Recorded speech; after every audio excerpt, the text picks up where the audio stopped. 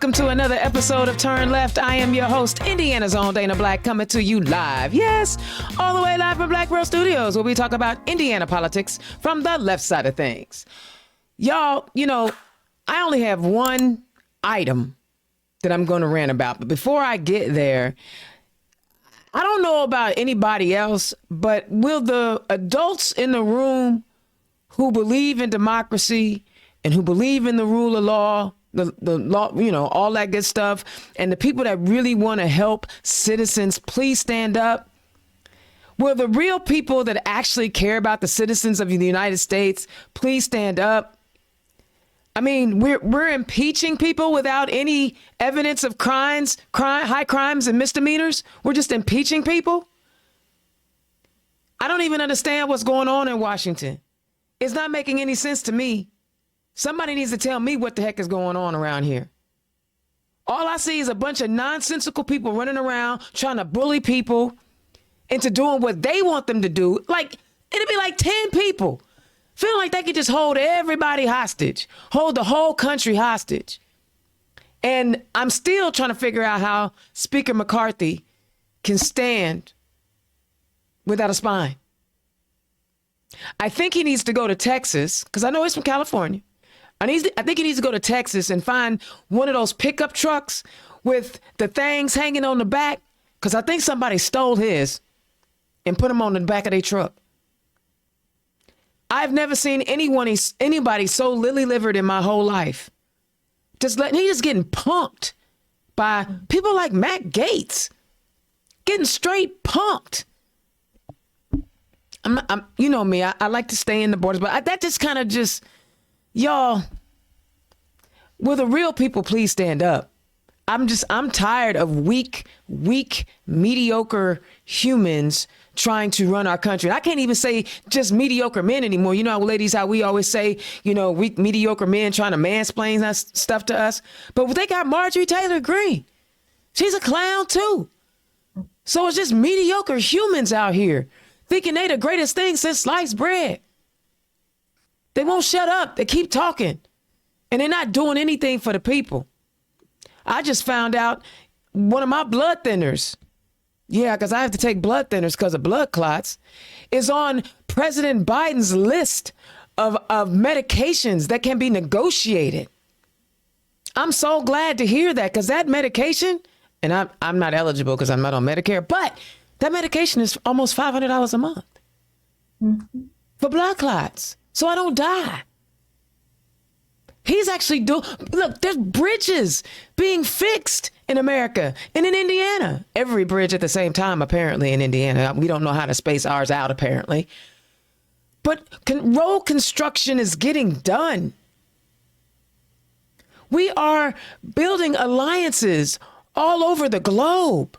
This administration is accomplishing things, and they want to impeach him. For what? The next time any of you Democrats who happen to be listening and you happen to have a debate with a Republican, be it a formal one or an informal one, ask them, please ask them, what is their plan for the future? Because I haven't heard one. What is their plan for the future of America? How do they want to move us forward? Because it sounds like they don't want to do anything, but just collect their dollars and sit on their tails and pick nonsensical fights. We pay for this, y'all. We pay for this. And some of this, I'm going to be real honest with y'all, is our fault. We don't show up to the polls like we're supposed to in May and in November. This is a citizen government. And if we don't show up to vote, actually not voting is saying something. You don't care how we're governed. You don't care what happens to you. You want government to happen to you instead of you happening to government. You want policy to happen to you instead of you happening to policy. Think about that. Clowns are running the show. And there's some real clowns in Hamilton Southeastern school system. The Current reports Hamilton Southeastern School Superintendent Dr. Yvonne Stokes has submitted her resignation, and the HSE Board of Trustees has scheduled a special meeting. They scheduled the special meeting at 7 a.m. on September 13th to vote on accepting it.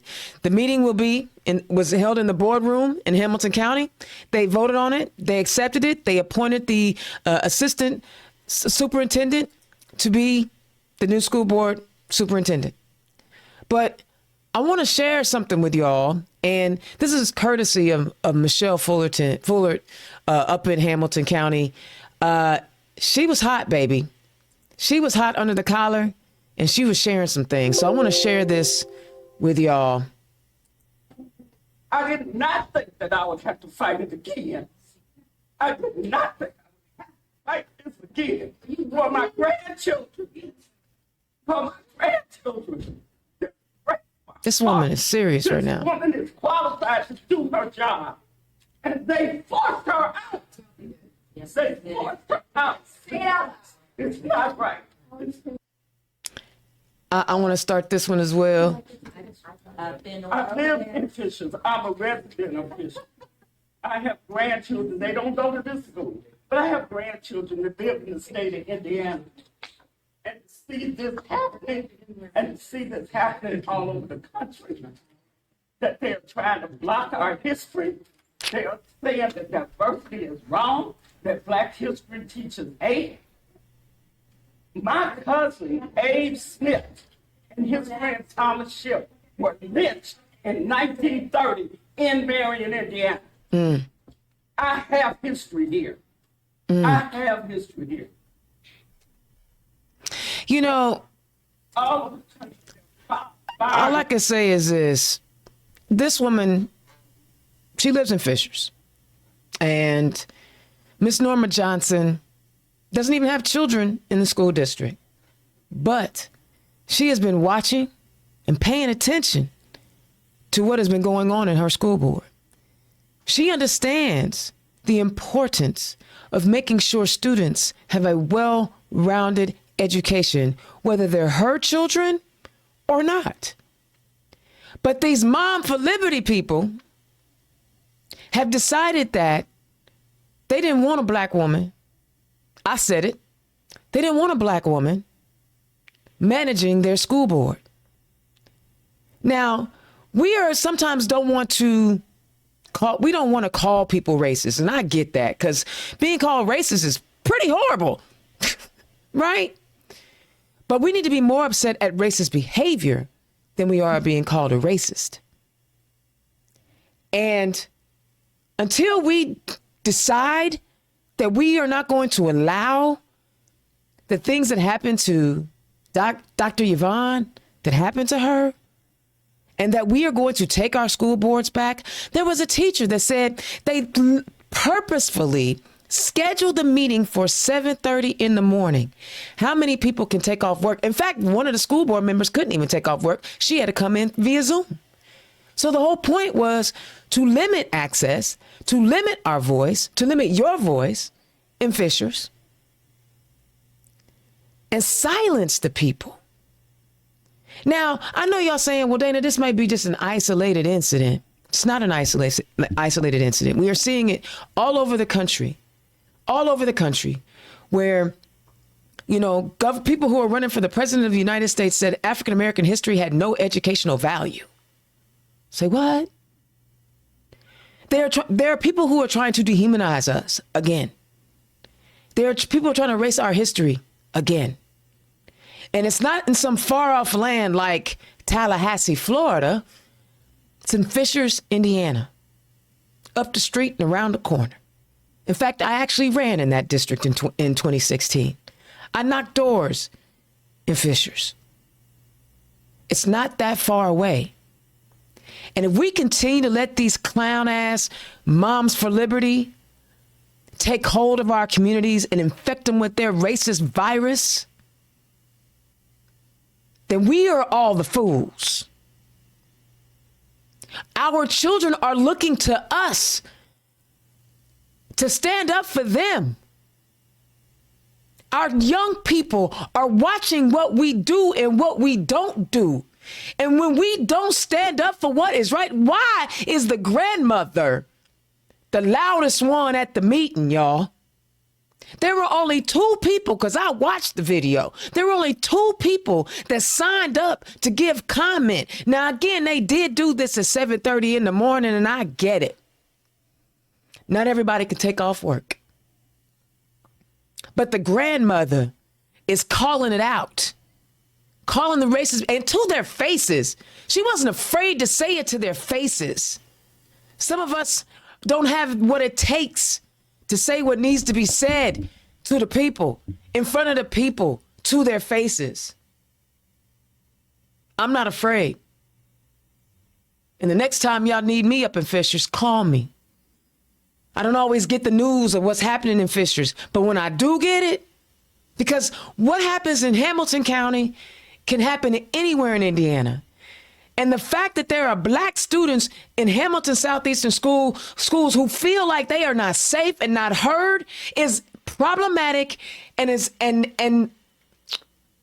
I can't really come up with the right words to say how these students feel utterly and completely dismissed.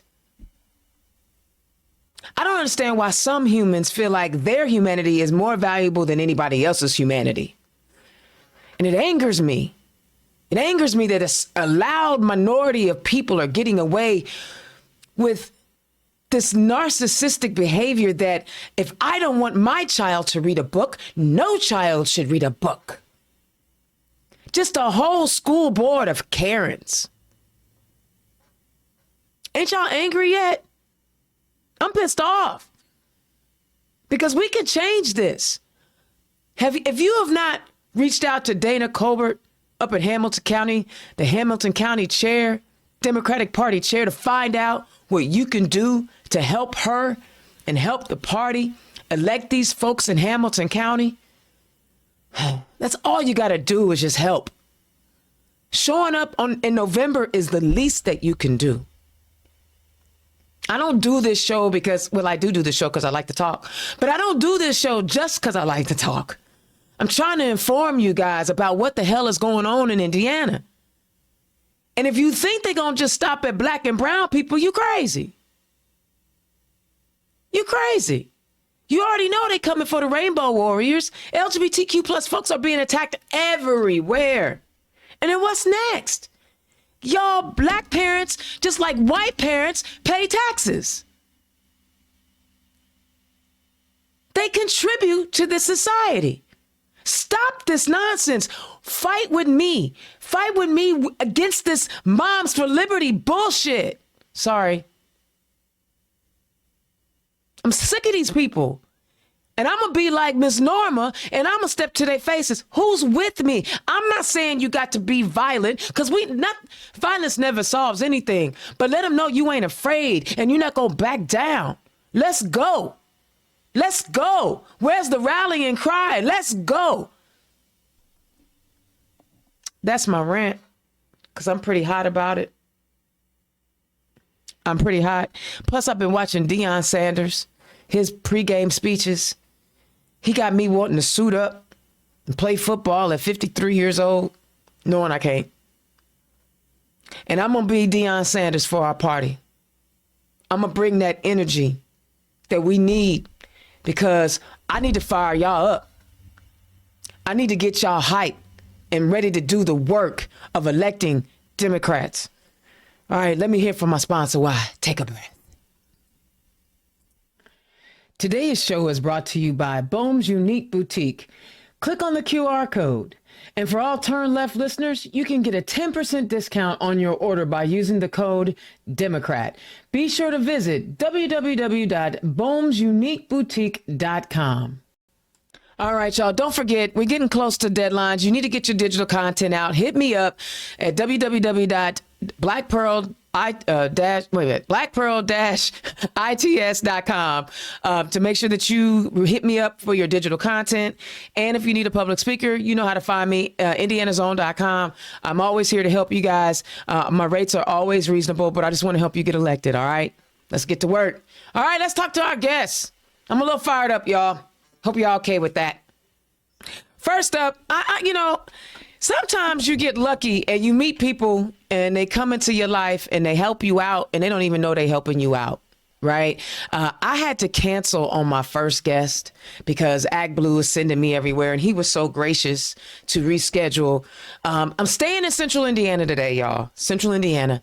Y'all give it up for my first guest, Will Jackson, running for Indianapolis City County Council, District 20. Will, welcome to the show. Hey, thank you for having me, Dana.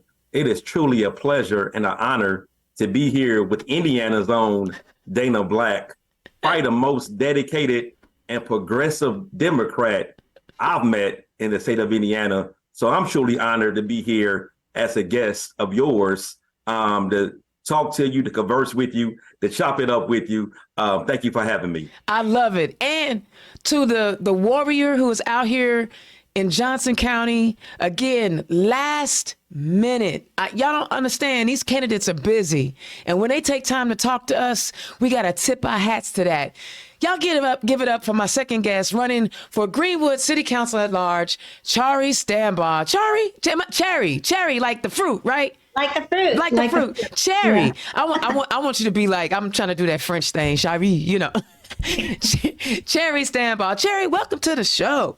Thank you for having me. And thank you so much. You're an inspiration to so many people. You're a shero, you're a hero, you're amazing. So thank you. I appreciate it. Guys, there's a lot going on.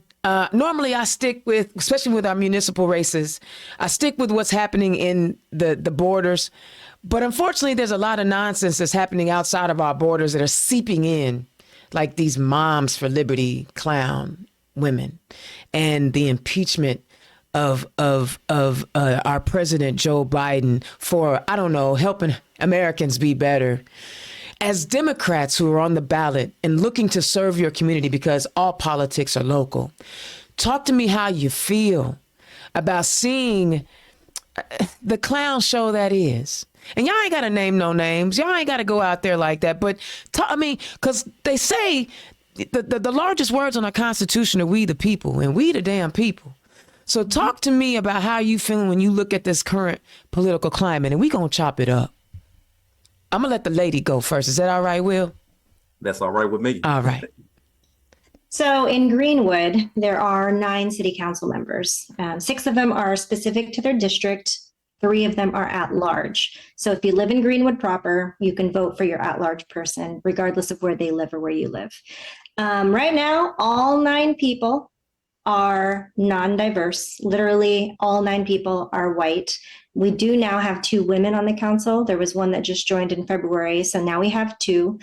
We haven't had a Democrat on the council in at least since 2007. I'm still digging, trying to find out when was the last time we had a Democrat on the council. But more importantly, every single time I go to one of these council meetings, every other week, I am the only person of color in that room.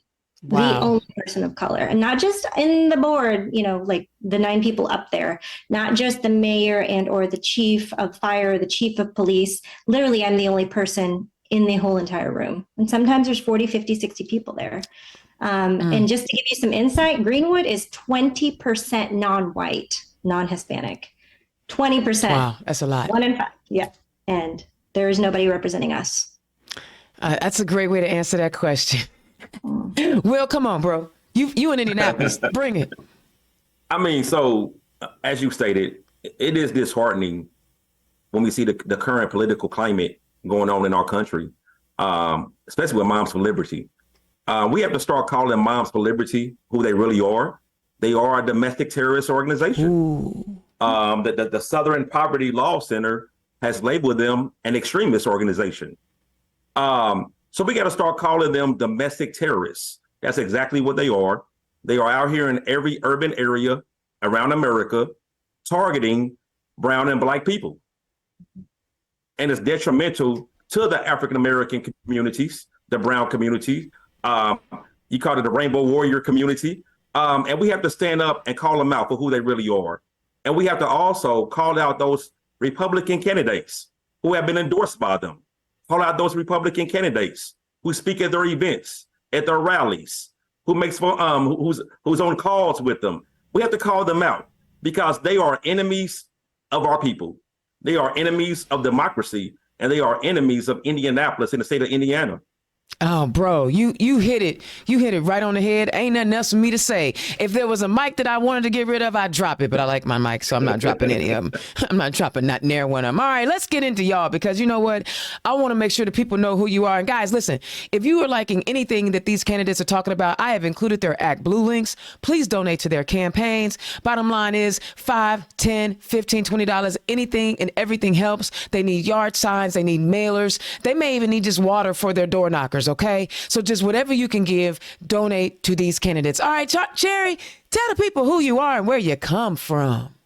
Oh, well, I live here in Johnson County, in Greenwood. I've been here. I turned 40 this year. I moved here when I was 20, so about Girl, 20 you years. about to make some folk mad telling them that you're 40, because you know you're looking about 22 over there. Go Hey, ahead. that's okay. I'll take it. But I'm actually very proud to be not from Greenwood. I actually was born in Manila, Philippines, moved here. My mother and I immigrated here when I was 5, but I grew up in Wabash, Indiana. Okay. So it's really rural. I heard last week you had talked to someone from Huntington. Huntington's really close to Wabash. Okay. I mean, just myself, I tripled the minority population with my own body by being there in Wabash.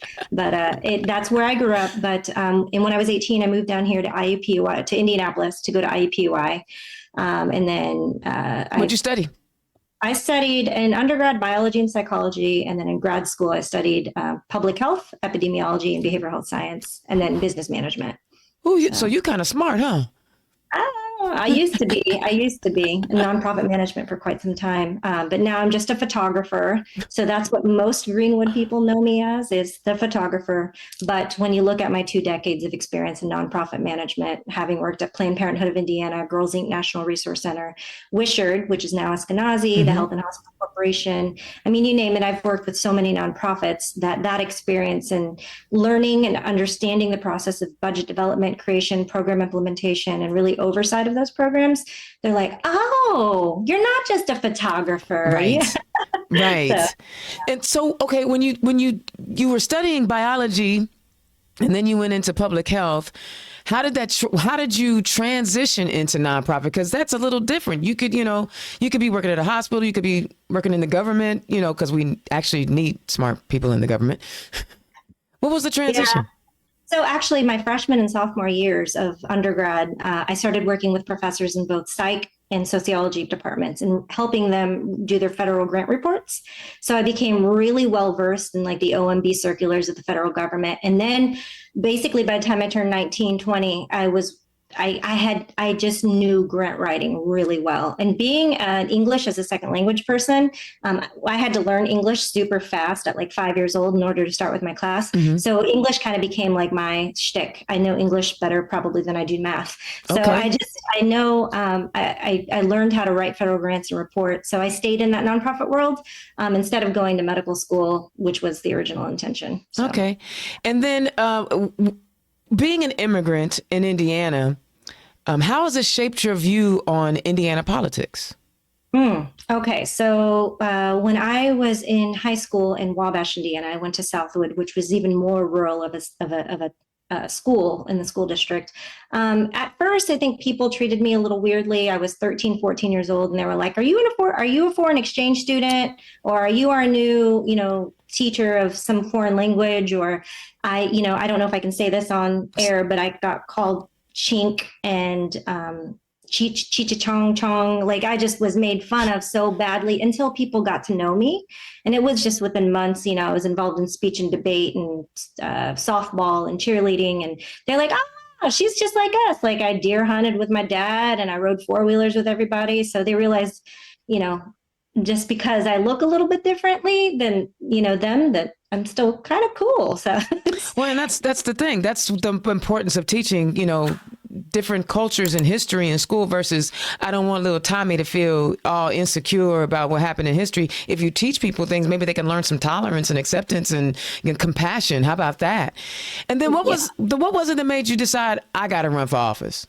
oh my gosh, earlier this year, well, I've been passionate this whole time, even when I chose to leave the nonprofit world in 2018, I stayed involved and stayed up to date. I used to work for Mitch Daniels' administration as the women's health director for the state of Indiana. So, knowing everything that happened at the state level, I knew I had to still stay involved. Earlier this year, Amanda Stevenson Holmes, who's our chair of the Johnson County Democrats, reached out and said, hey, you seem like you might be a good fit. Would you be interested in running for something?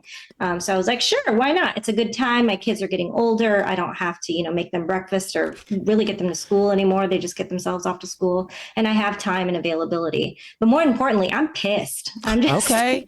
I just got mad. I was like, once I started digging more deeply into the council and seeing like how it's been since the 90s that we've had a Democrat as a mayor or anybody on the council, it's like, what is going on? And so I love it.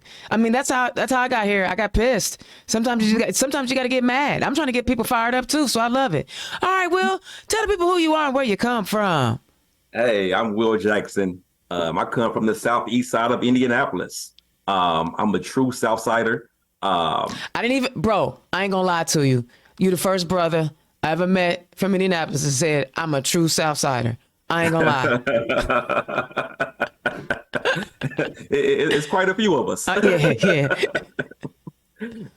So for the listeners, when someone over the age of 40 say they a Southsider, they're not referring to, Greenwood or Southport. They're referring to Prospect and Raymond areas. Gotcha. Just for clarification for those listeners who might not be familiar with the old school South side of Indianapolis. Okay. So yeah, I'm a true Southeast Sider. I grew up just east of Fountain Square. Attended Arsenal Technical High School. After high school, went to Simmons Bible College. Studied theological studies. After school, I realized that there isn't any money in majoring in theological studies. Well, it's not supposed to be anyway. It's not supposed to be. Unless you Joel, whatever, Epstein. What was not him. What's the other Joel with the mega church that didn't let nobody in? Joel Osteen. Yeah, Osteen. I said Epstein. Oops. Wrong one. Yeah, wrong one. So, after college, I went and did a year as an AmeriCorps Vista. Working on a service learning project here in Indianapolis in the IPS high schools, where I learned a great deal about facilitation, trainings, holding workshops and things like that. And I really enjoyed that with the training we received from the National School Reform Faculty out of Bloomington, Indiana. And that just, I said, man, I really love doing this work. Had my first child. I said, I need to get me a job. Got this work is not going to pay the bills. So them kids always want to eat every day, don't they? They always want to eat, and they don't have cheap requests like we did when we was growing up. No, and their feet keep growing and all of that. They need to get their cavities. They do it at dinner so they don't get cavities. All the things. When we was growing up, we could wear a pair of buddies. Man, they don't shoes that cost $250. They don't even know what buddies are, bro. They don't even know the song that went with it. You remember the song? Oh yeah, I do remember. Buddies, Hi, buddies. They make your feet feel fine. Buddies, they cost $1.99. Y'all, see, I'm real. Y'all don't know about that. But go ahead, bro. You bringing back memories, man. Oh man. So, around 2006, I saw the condition of Indianapolis public schools, and I said, you know what? I want to run for school board to make a difference. I ran, didn't win, but the fire to serve was still there. Growing up as a young person in my community there, like I said, in the Fountain Square area, we was part of the Fountain Square Youth Board. Okay. That was focused on youth development and youth leadership. So serving our community from an early age, everyone that went through that program, which was pretty much the majority of young people in Fountain Square, we was blessed to have that skill set and receive those trainings from our director, Jim Mulholland. So that fire was in me. My father was focused on community. So at an early age, he made sure we had a love for community, a love for self, had a purpose. And my grandmother, Artricia, was the first African-American woman elected to the Indianapolis City County Council. Come on now. Back in 1972. So just being around that, just being, having that in my blood, part of my DNA. I've been a servant. I can't even remember probably from the womb. I love it. I love that you call it a servant, because that's what we're supposed to be doing. We're supposed to be serving. I love that. Bro, but I got to ask you, man, Republicans seem to have a moratorium on faith, and I'm hearing faith in you. I'm hearing that I got a belief. What you say to those folks that act like Democrats don't believe? Man, I will first say this. My Republican opponent, he attempted to pass a city ordinance a few years ago that will fine, penalize, and criminalize faith groups and individuals from going downtown to feed and clothe the homeless. Mm-hmm. So that right there shows that Republicans don't have a moratorium on faith. That also shows that my Republican opponent never read the words of Jesus in Matthew the 25th chapter, when he says, "When I was hungry, you fed me. When I was thirsty, you gave me something to drink. When I was naked, you clothed me." So my opponent clearly does not have a love for God's people, children, by trying to pass a city ordinance that will harm our most vulnerable in our community. And not only that, if you go downtown to serve, the majority of people downtown that we serve in are Black and brown people. Come on. So that city ordinance was a direct attack on minorities of Black and brown people by my Republican opponent. That's heavy. And, you know, one of the things that I think people miss, and this is kind of cool to have you two on together, because you're on the south side of Indianapolis and Charrie's in Greenwood. Y'all basically encompassing the same general space. The south side of Indianapolis has been missing a lot of the real resources that the northern part of Indianapolis is getting. Right. And because of the dividing line that everybody wants to stop in Marion County, they don't want none of that. They don't want people crossing over into Johnson County or the other places. The opportunities to do more things and be more mobile with public transportation is not there. Y'all, talk to me about the significance, if we want to continue to grow Central Indiana, about creating real mass transit. If Indianapolis is close to 900,000 people and you add in Johnson County and in Greenwood, that means we're close to 1 million with just that, right? What is the importance of addressing the mass transportation, public transportation needs of Central Indiana? Charrie, you can go first. Well, okay. So if you look at Indianapolis and, you know, our MSA and our contiguous counties, I mean, you know, we've got Hamilton and Hendricks in Boone and Hancock. And down here in Johnson County, basically our public transportation system is Indigo comes down just a couple of times in like a few spots, and it's basically US 31. I was actually driving home from, I had to do some photo sessions up north in Westfield and in Noblesville today. And I came home and I started driving, and it was just a stop basically along US 31 on the south side, every single corner. And it just made me happy that we have that, but that's just about it. And it comes far and few between. I don't know the exact bus routes and times, but our stops are basically just a bench, if not even a bench. Actually, the one at Walmart on Emerson and County Line is you just stand up there by the stop. There's no sidewalks to even get to it. I mean, you're not incentivized in any capacity to utilize the public transit system in Johnson County. In fact, I think the latest records show that out of the 25,000 homes that we have in Johnson County, almost every home has an average of 2.1 vehicles. So like we have vehicles, we have, you know, we just don't have a lot of people that use mass transit. But I remember you saying in a previous podcast, Dana, that we should charge like a penny every time somebody travels from Johnson County or one of the contiguous counties into Marion on our license plate. Man, when you said that, I was like, that's kind of brilliant. Hey, I mean, listen, if you, especially if you're coming into work, right? You know what I'm saying? Like, if you only come in to cross the border like once a month, that's no big deal.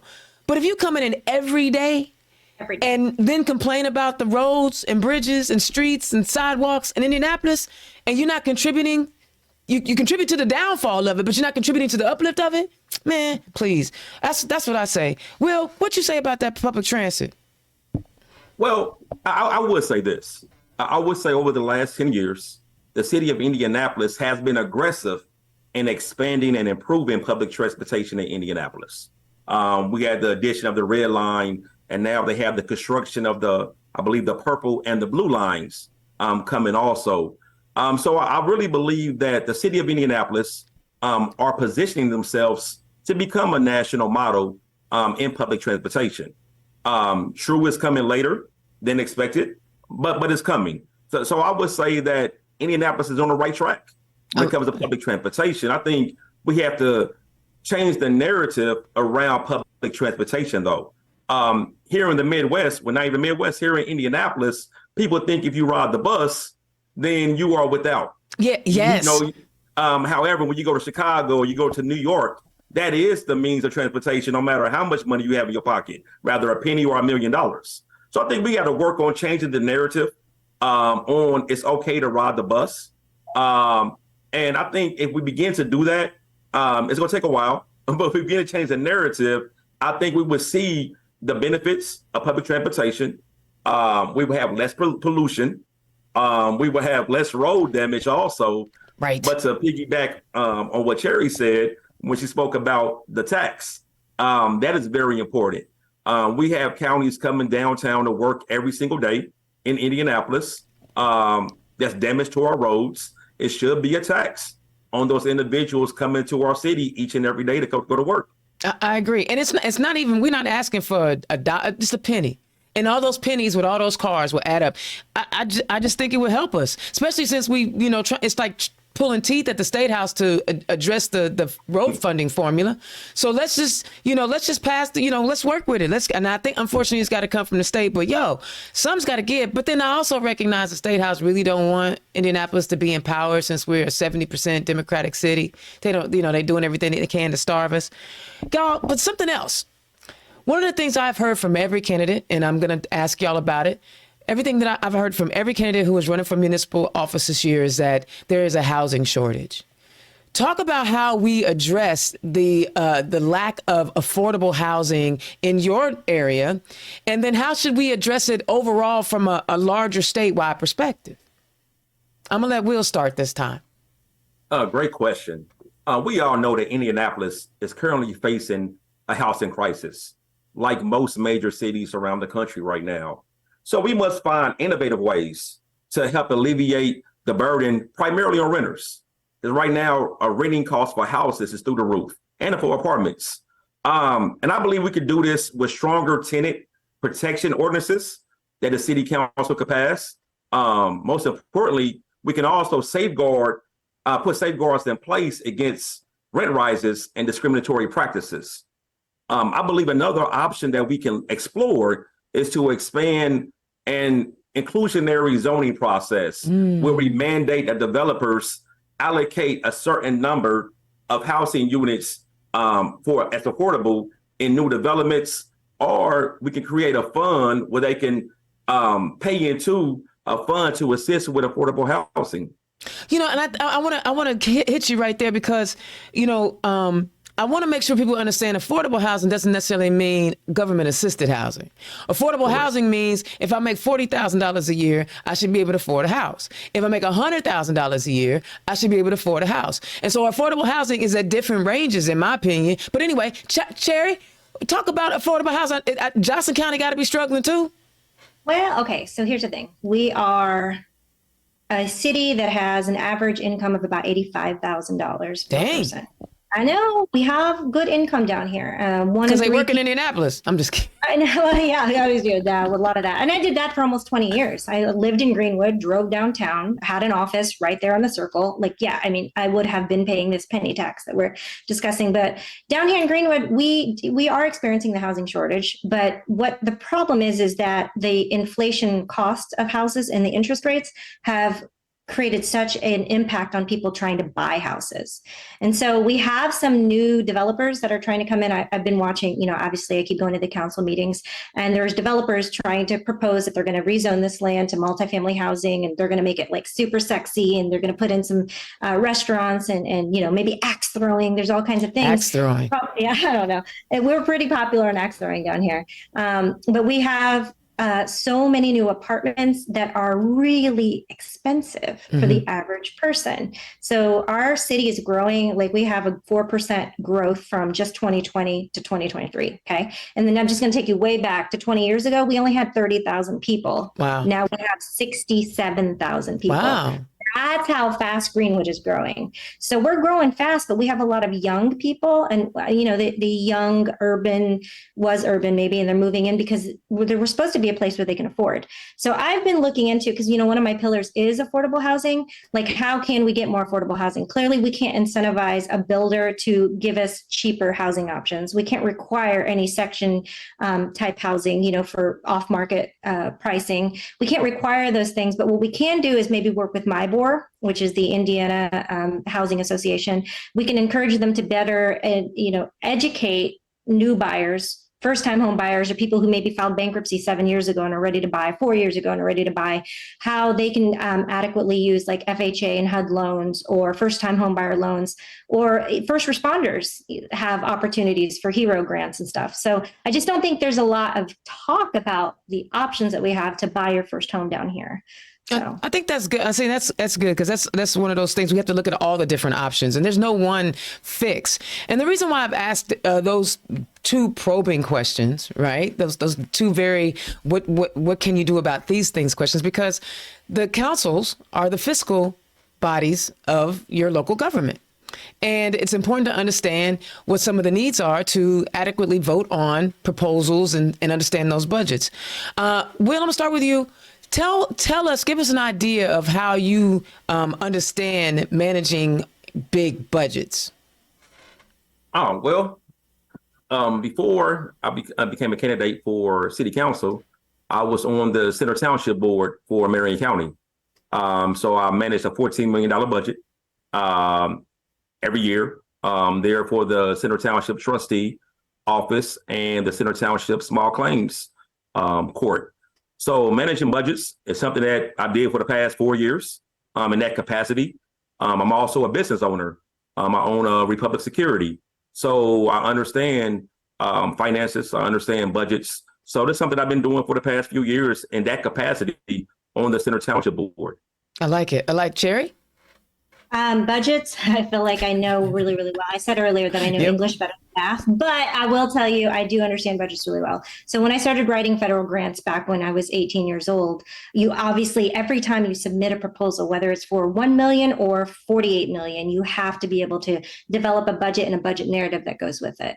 So not only was I requesting those funds, but I actually helped develop under the Maternal and Child Health Division of the Indiana State Department of Health, we developed the RFPs that people could apply for. So I had to really understand not only my own budget, what the feds gave to us, but how to disseminate those funds.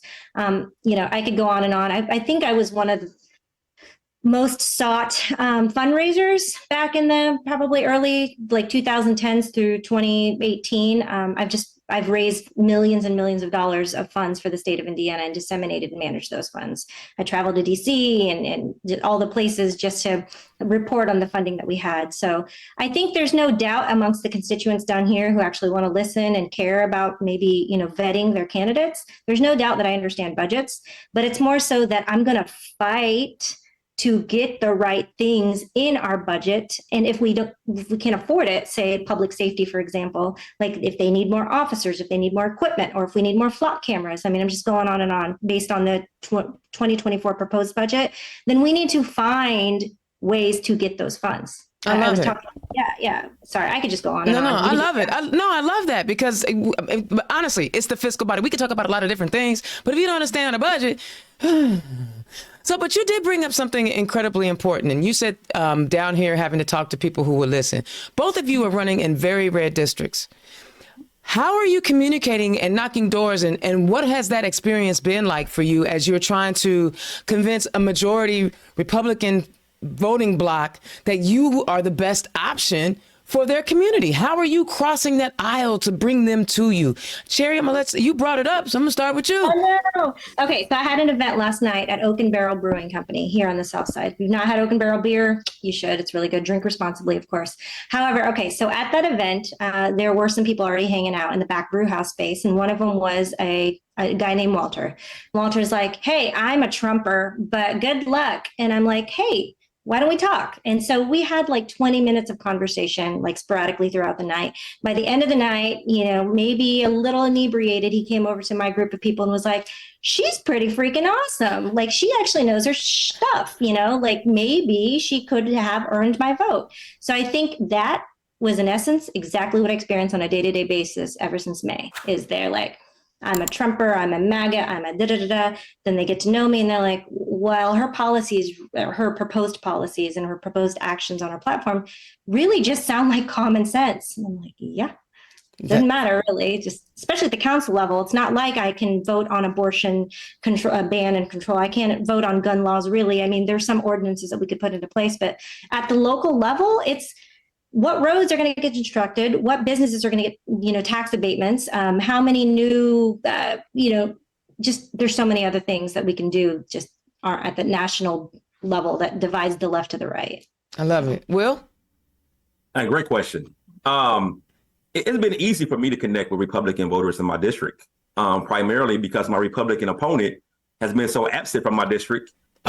Republicans, they're happiest to see a candidate knock on their door. They happy to answer that phone when I call, when I'm phone banking.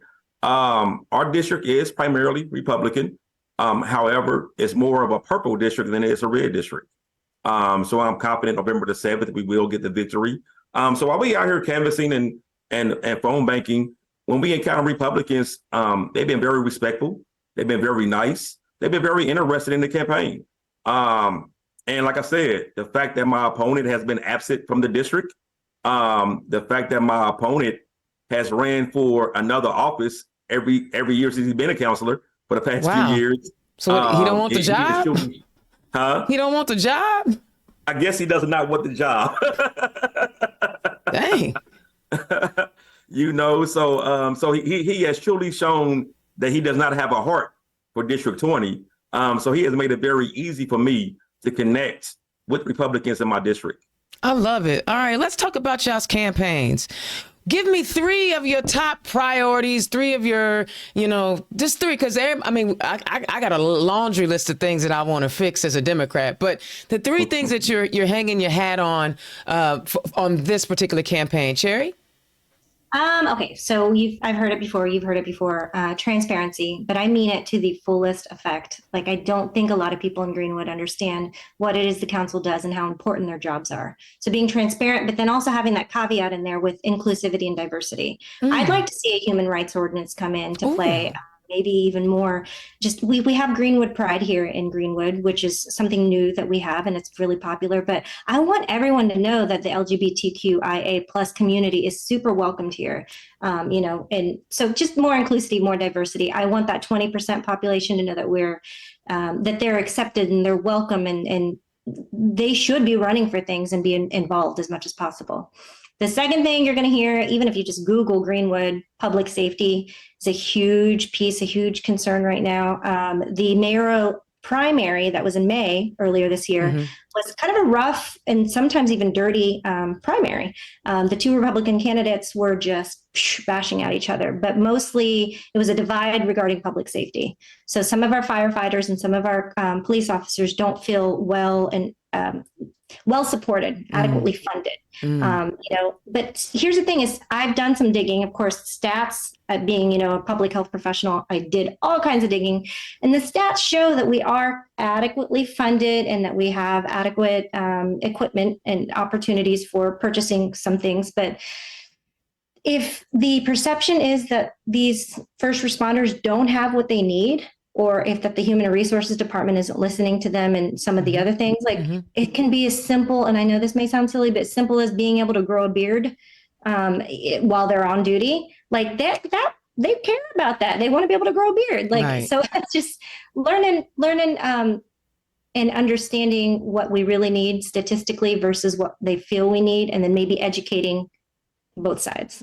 You know, I like it. I like it. I never even thought about that. I'm literally going through my mind, like when I worked at the city county building, if any of the police officers had beards. I don't remember now. See, beard, tattoos, like yeah. you know, just being a little more and being an individual and expressing yourself.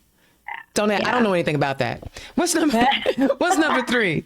Number 3, yeah, that's a tough one. I think I'm going to go ahead and pop in there, transportation and roadways / infrastructure, right? So we are always under construction here in Greenwood. And when I announced my candidacy in May, a woman reached out to me and said, Greenwood's roads suck. And I'm like, dude, okay, tell me more. Like, you can't just write that on my wall and not tell me. So we actually had a long conversation. She used to have a small business in our square of Old Town Greenwood, and they had done so much construction over time without really notifying the public or the businesses how to get to her business. She went out of business within 18 months of that period. Wow.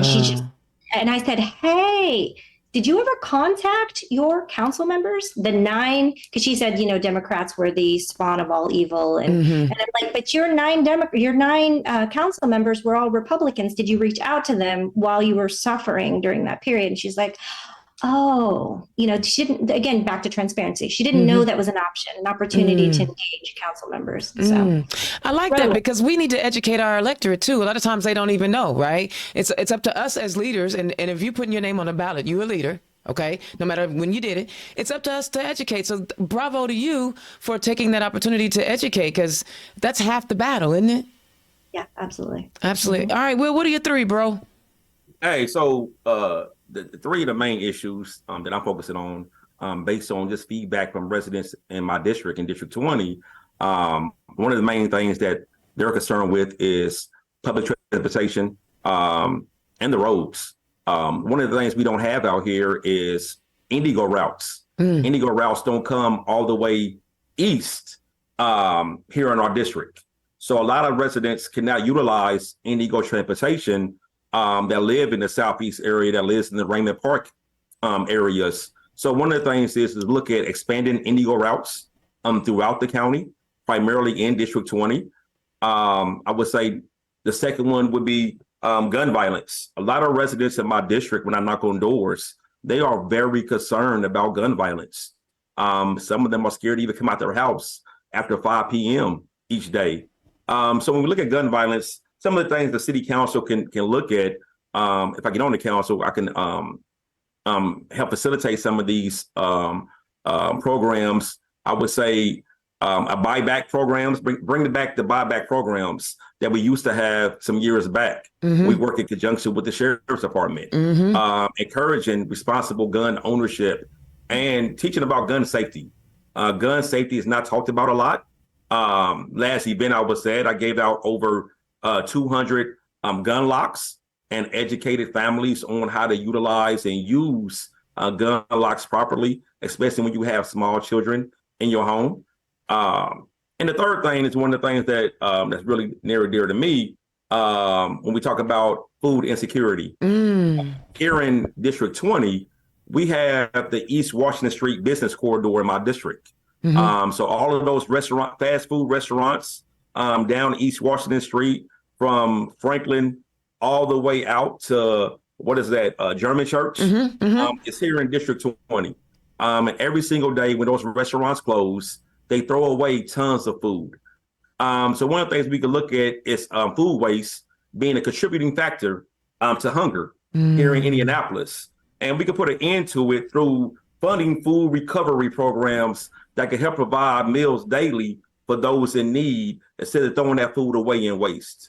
I love it. I mean, my goodness, those are so specifically focused to the people in need. Oh my God, you're a servant. You said that, didn't you? Oh my. I mean, it's common sense to me, I mean, and I know, and they're going to write it off anyway. Why not say, okay, this is what we have, and we know the food isn't bad. Well, I don't know if those McDonald's French fries are actually potatoes, so you might want to throw them out. No, I'm just kidding. Because, sometimes them burgers ain't real burgers. And I'm just saying it ain't real meat. Y'all, don't forget, Oprah got sued for that, so be careful. Sued for what? saying when she talked about the beef and the beef farmer suitor. Oh, well, but she was talking about Mad Cow and who had she was like, don't eat the meat because she didn't say it like that. She was like talking about the cow's meat is poison. So, you know, and you have to remember though, at that time, Oprah said, you know, the sky is green. And we'd have been like, look, it's green. Because Oprah was Oprah, man, the book, anybody was on her book club, it was a wrap. You was a millionaire after that. But y'all, I love these very specific conversations that you are having with your people. I love the specific items that you want to tackle. Now, say you win. You didn't have these conversations out here in the streets with your constituents. Now you in the chamber. Well, you're not going to have this issue as much because we already have a supermajority in the Indianapolis City County Council. But Charrie, how are you going to work across the aisle to get things done? Talk about it. Well in the sandbox, and everybody knows it. I mean, even when I was in the nonprofit management world, there were some people who had different ideas about what implementation program could be best. Hey, one thing to kind of answer that and piggyback off of Will here, I worked at Second Helpings Inc. on Southeastern near the East Side, and they do so much with transforming lives through the power of food. And one of those things is connecting businesses with nonprofits that could use that food at the end of the night. So if you don't yet, I'll email you that information. I love the networking, baby. Network. Oh, yeah, absolutely. I think the majority of the people that are on the council right now, they don't really know who I am. I come to the meetings and they're like, "Who's that girl?" Who that? I think just letting them know that I really care. I'm not a jerk. I'm going to sit, I'm going to listen. You know, I know we're in Indiana and then I have a lot of progressive things that if I were running for something more at the state level, oh my God, they probably wouldn't like me because I could affect change in more Democrat related things. But at the county or the council level at the city, I mean, I'm just going to work with them. And fiscally, I think we all really want the same thing. We want good roads. We want our first responders to be protected and taken care of. We want everybody to be happy with their homes, that they're affordable and that they're quality. They're not, you don't want to build affordable housing for it to be shabby. We want walkable areas. We want sustainability. So I think we all want the same thing. And I think they'll learn that they can rely on me as the stats person. I'm not ever going to ever say anything unless it's backed up with stats. And so I think Republicans, if they remain the majority, which they will, because there's not enough Democrats running. Well, we'll fix that next time. Yeah, I know, we're getting there. I think they'll start to trust me. In fact, I think they're watching me on social media. I have videos upon videos trying to educate everybody on this is what the council does. This is, just because there are 3 names on the ballot for at large doesn't mean that you have to vote for 3 people. If I'm the only person you like, just vote for me. Go ahead. Tell them the truth, girl. Just educating everybody. A lot of those videos, man. Social media is key. Oh, so. It is. And it's an inexpensive way to level the playing field. I mean, literally, I tell people all the time, when I ran in 2016, nobody knew my name. I didn't have any legacy. I'm not a legacy kid. I didn't have anybody that was in politics. And now people in 92 counties know who I am because I utilize this free tool. You know what I'm saying? It's a free tool. Yeah, but you're pretty awesome too, though. I'm just a chick with a big mouth, man. That's it. Will, how you gonna work across the aisle to get things done? I think, as you mentioned, simple majority on the council. Yes. So I think my biggest issue would not be reaching across the aisle, but however, having those hard conversations in the Democratic caucus. Ooh. Because oftentimes when you have a super majority, you can become complacent and not really fight for the least of these in our community. Ooh. You can just go along with the status quo because, hey, who's going to be mad at me? It's 20 out of 25 seats. So I think my hard conversations may be in that Democratic caucus meetings, making sure that resources flow from the 24th floor all the way down to the ghettos of Indianapolis, and not just stay downtown, but downtown's economic development, but development in South Irvington, development of 42nd and Post, development in Hallville. So we got to make sure these communities throughout Indianapolis is getting their just due of resources from the city council and the mayor's office. So those conversations, making sure that the most vulnerable of our community are not being neglected, are not being forgotten, finding more ways, like they had the pilot program of opening the former IPS school on 21st and Emerson to house the homeless during the winter last winter. Finding the funds to expand those programs where they can be housed throughout the whole entire year. So I think I think for me, versus reach across the aisle is going to be convincing my fellow Democrats that we have a mantle to uphold, to care for the least of these in our community, and we got to fight for it. You know, you are so right. And my girlfriend, she gets on me all the time because she's like, quit picking on my city. But I've watched Bloomington City County Councils, and there's 9 Democrats. So what you have in Greenwood is the exact opposite in Monroe County. And it is, in my opinion, I think all 9 of any one thing is bad. Yes. It's bad. You need to have diversity of thought. You need to have the diversity of ideas. You need to have diversity of lived experiences. And when you got, 9 people who's supposed to be on the same side, but are literally arguing with each other for 5 and 6 hours. I used to ask Nicole all the time, what the hell are they arguing about? They on the same team. What are they arguing about? They just want to hear themselves talk. But I do have to ask this other question because you know what? It just, between Fonnie Willis and all of the Black women who are doing amazing things, they are demonstrating that women of color and humans of color in this great nation have an opportunity to contribute and have positive impact on the direction of our society. What does it mean for you, Charrie and Will, to be part of the AAPI community is a little different, and I hate when they call y'all the model minority. I don't know how y'all feel about it. But I hate it because it's like, wait, what? What do you mean? So but we are not present in the places that we need to be. We're not wholly represented by our populations.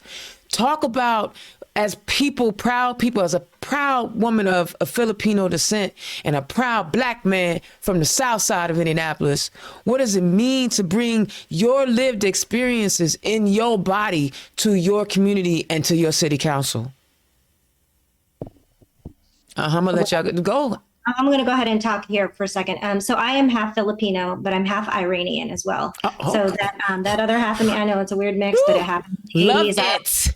I came out and it worked out. But I also, like I said, I grew up out in the country. Like I can, I know some Democrats don't like to hear this, but I'm a dead shot at the rifle because I grew up out in the country. I do know how to, live off of land, I guess. I don't know. We didn't come save me if the apocalypse come, because I don't know. I got you. But what I'm saying is I chameleonized. I learned how to become whomever I was hanging out with. And that's a good thing, and it's kind of a bad thing because I kind of lost myself too. Okay. Being a Filipino who can't speak Tagalog very well, I felt alienated among my mom's Filipino friends. Okay. And then obviously being half Iranian, oh my gosh, I don't even know anything about Middle Eastern culture because I wasn't raised by my biological father. So I'm a no man's land. It's hard because when I get treated differently by people, let me tell you one, this was not too long ago. It also happened once when I was really young, checking out groceries. The checkout person was like, do you want paper or plastic? Assuming that I didn't speak English. And I'm just like, huh? I just kind of looked at her like I was stupid just because I don't know. I want to go ahead and I was angry. And I knew if I was too nice, I probably would have been, I just couldn't educate her in that moment. But it wasn't your responsibility to educate her either, but you could have made it. I know. I mean, and I've had all the experiences of racism that I experienced it from not just from white people, but I experienced it from other cultures. My own culture.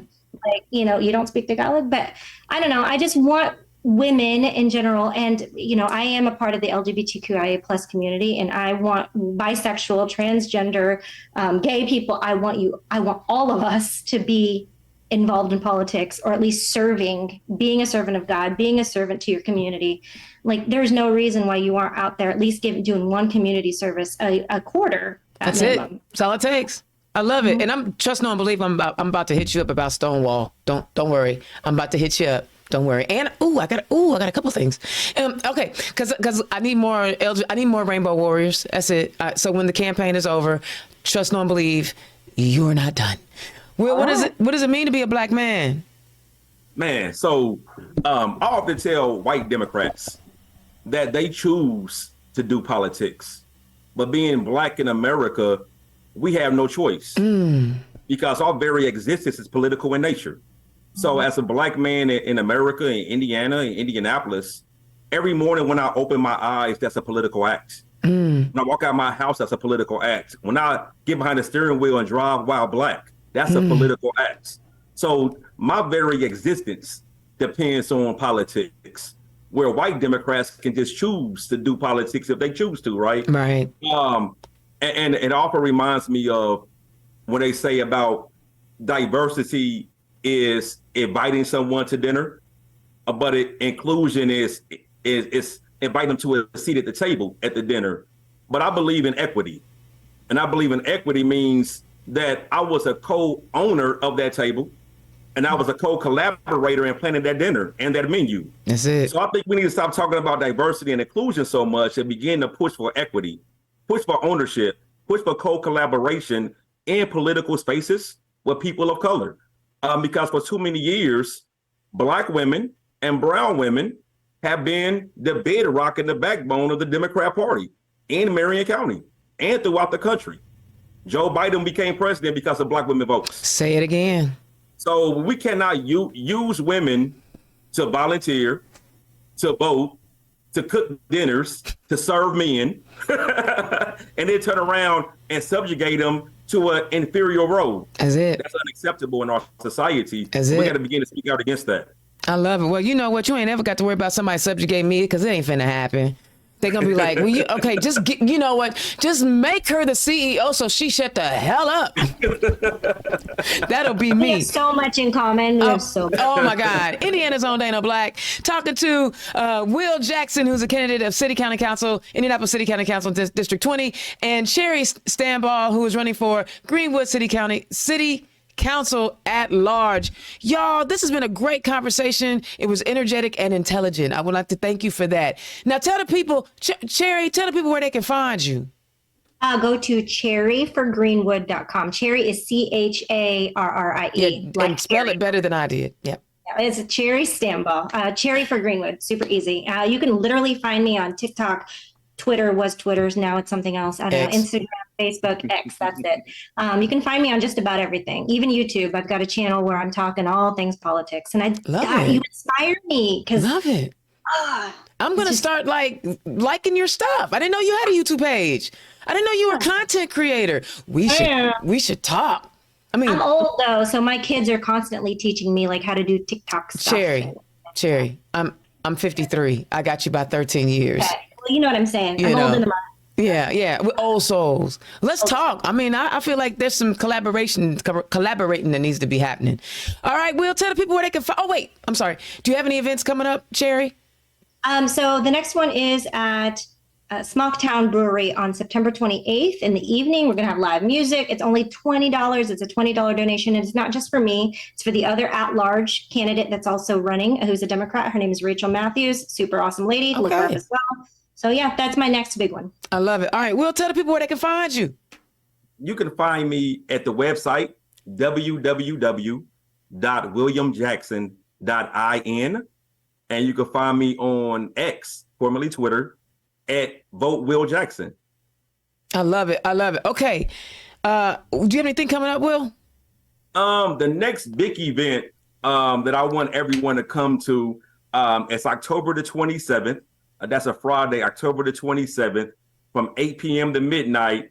I am turning Washington Square Mall into an indoor skating rink. And that would be my last fundraiser before the general election. I love it. I won't be there because I need my hips. Because I'll fall. But that sounds like a great idea. And guys, there will not be a turn left next week. I am going to the Congressional Black Caucus. Listen, I'm a junkie. Y'all know who I am. I'm going to the Congressional Black Caucus. I'm excited. I'm going to actually, for the first time, visit my congressman in D.C. I am so, Congressman Carson, I let him know I was coming. I'm excited. Will, you going to be there with me, ain't you? I would definitely be there next week. I'm going to be at the conference. Okay. I'm also the collective PAC They endorsed my campaign. Oh, nice. They having a special event doing those festivities. So I will be there next weekend. Well, make sure you let me know when it is. I'm actually staffing my CEO over at ActBlue, so I'm kind of at somebody else's disposal. But I mean, she may not want to hang out as late as me, so you never know. You never know, guys. I love your passion. I love your desire to serve. Thank you for putting your names on the ballot and wanting to serve your community. Because more than anything else, we need more diversity, more voices. Because we gotta stop this clown show, bro. I mean, ooh, I'm so hot that they had this grandmother up there in their faces. She got in their faces. Why? Where? Okay, let it go, Dana. Let it go, because I wasn't there, so I need to be quiet. Y'all, Indiana's own Dana Black, turn left. This is what we do. So no, we won't have a show next week. And guys, I got to tell you, a couple of my shows are going to be pre-recorded. And I remember I asked you last week, think about what a good night would be. I'm thinking about Tuesday night. Because most conferences that ActBlue sends me to are Wednesday through Saturday or Wednesday through Sunday. And so Thursdays, I don't want to keep canceling on my guests. I respect them too much and I respect their time too much. I don't want to keep canceling on them. But I'm not going to turn down opportunities that ActBlue are giving me either, because that one actually pays the mortgage and make sure the lights are on and the internet so we can do the show. So think about that. Let me know. Hit me up in my box. But more importantly, we're like, 3.5 weeks away from voter registration deadline. It is, if I'm not mistaken, it's October 9th. Am I right, guys? Or October 7th? I thought it was 10th. Okay, October 10th. We're getting because early voting begins on the 11th. Okay, there we go. Early voting begins. So listen, that's not that far away. It really is not. Well, it'll be here in a minute. I mean, I remember when I was getting ready to go to Minneapolis in May. And here it is, September. So remember, check your voter registration. Don't play. Just check it. Go check it.